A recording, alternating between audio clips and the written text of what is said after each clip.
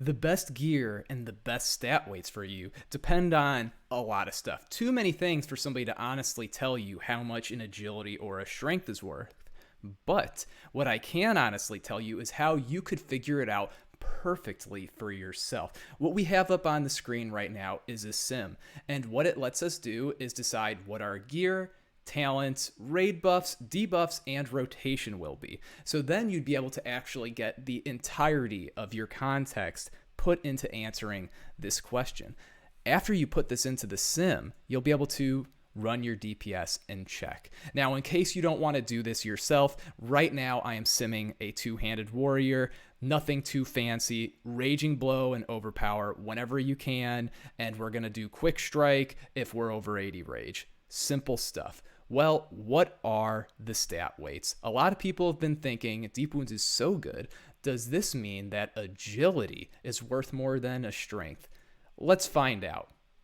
For this character doing this rotation, the answer is no. Strength is more than 10% more valuable than agility on this character.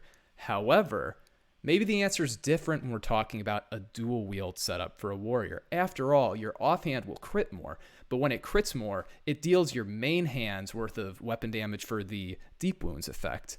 Very interesting stuff. So let's check that. This is just about the same as the last one. The only real big differences here are the weapons for Single-Minded Fury, and there's a little bit difference in the prioritization of the abilities. But that doesn't matter.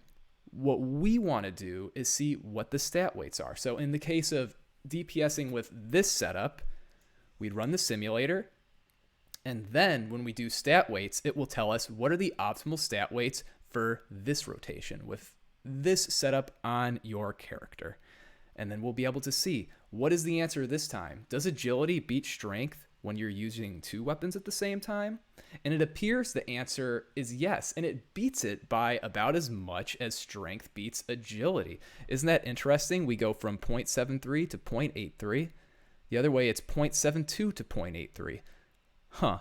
Pretty interesting how it flips right there. So next time you're in raid and you have the option to take an agility or a strength, if you're dual wield, I suggest you try the agility. And if you have the chance to take something that has strength and agility or just strength, well, you can treat the agility the same as strength for most situations.